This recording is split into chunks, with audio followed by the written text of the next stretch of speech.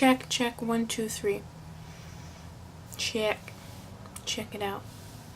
Check it out now, the Funk Soul Brothers.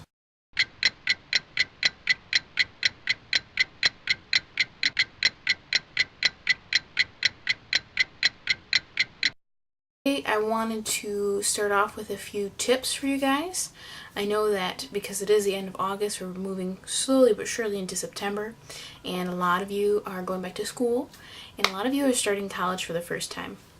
So in this episode, I'm going to do maybe a 2 or 3 part in this series. I'm going to focus mostly on your first days at college. So my college experience, I went to a commuter campus. So I didn't live on campus, so some of my experiences may be a little bit different from you guys who are moving and living in dorms. I had tons of friends who lived in dorms and I visited them, so I kind of got a little bit of everything, or both, I guess.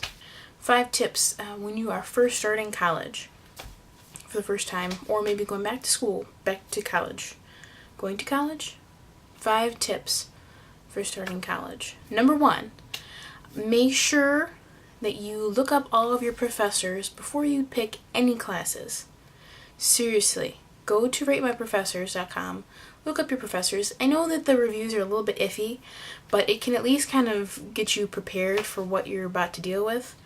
I've had a lot of professors that I was really happy I looked them up first. A couple of professors, it was sketch. It was really sketch. It was halfway.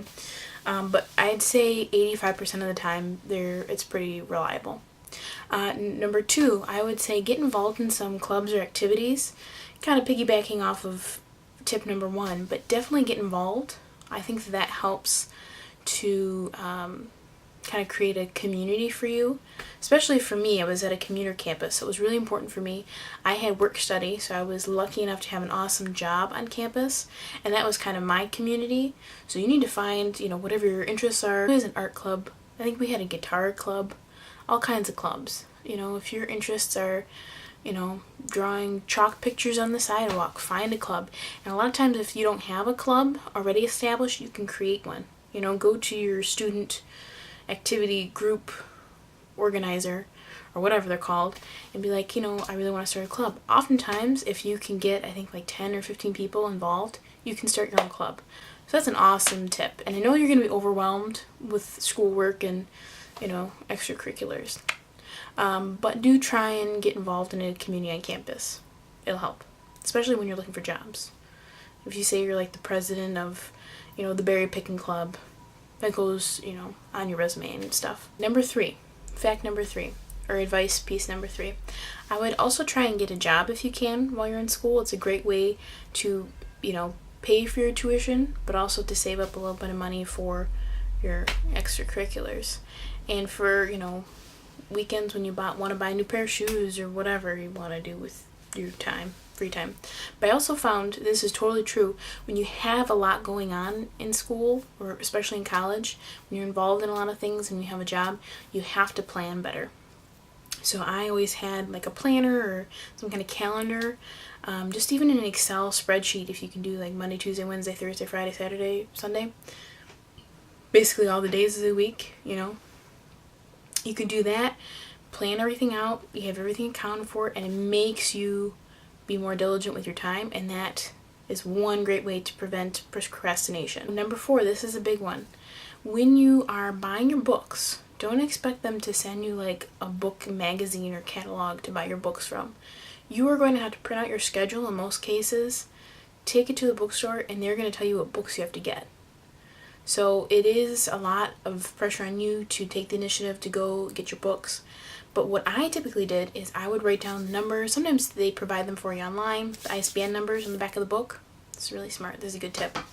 Take down all the numbers, all the titles of the books that you need to buy, and I would always go online and look for them that way. It makes it easier. There are tons of different book buying websites. I usually just did Amazon or Chegg if you're renting. That's usually what I did. I know there's a bunch of other ones. I might leave some links below for book renting websites. Some of those are awesome.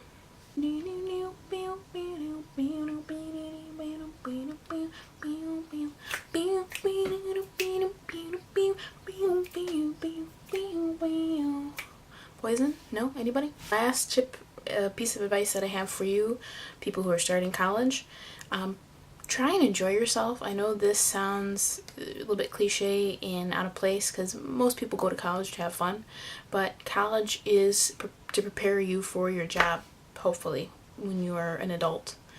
You can see how well that's going for me, but it's a training for you. It's only going to benefit you, and I would encourage a lot of people, at least give it a shot. College isn't for everybody, but you do learn a lot. Even if it's not in your field, you learn about yourself as a person. So with all that being said, do a great job. Those of you going back to college, good for you.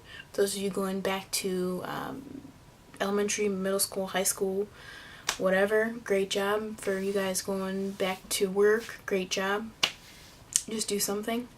Friends in the classroom, and there's that camaraderie of like, we are all gonna die supposedly in this class, so we have to help each other out. We can talk about this weird professor, let's talk about this paper that we have to write. All those kind of things bring you together and kind of help you as a person to formulate who you want to become, basically. So not everyone does it that way, but it was a positive experience for me. Very glad I did go to college. So yeah, that's pretty much it. That's my 5 pieces of advice for college students from a college student. Otherwise, have a wonderful week or weekend. Be safe and make smart decisions. And don't wait till the last minute to pick your classes, because that's gonna suck. Pick your classes out beforehand. Come on, guys.